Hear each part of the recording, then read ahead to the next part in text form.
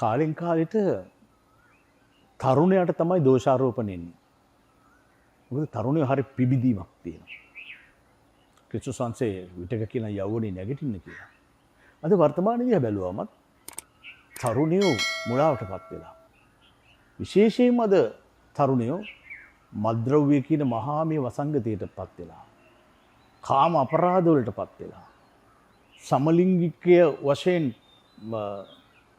දෙවියන්ට පටහැනි විදිහට උග්‍ර ලෙස ඇබ්බැහි වෙලා.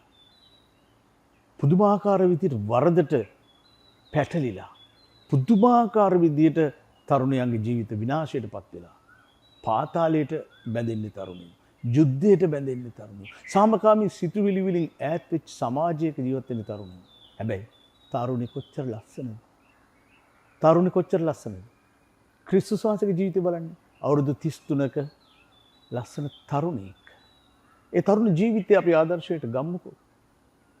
ඉතින් අද තරුණයන්ට ජීවිතයේ අපවාද වලින් ගැලවෙන්න, වැරදි දේවල් වලින් ගැලවෙන්න අපි ආඥා කරමු. අපි තරුණයන්ගේ ආත්මය පාලනය කරගන්නට පුළුවන් විදිහට සකල ලෝකවාසී තරුණයන් වෙනුවෙන් අද අපි ආඥා කරමු. පුංචි මොහොතක් ඉඳ දෙමු. ඔබගේ දුව පුතා, ඔබේ තරුණයා, ඔබගේ හමුවන ඒ තරුණයා වෙනුවෙන් ඔබගේ සෙනෙහසේ දෑත් දිගු කරන්න.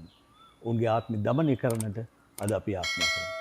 තරුණයන්ට ලස්සන ලෝකයක් හදලා අපි සමාජයට දෙමු. දෙවියන්ගේ ප්‍රීතියත් සමග. යහපත් දවසක් ඔබට. යේසු පීඨයි.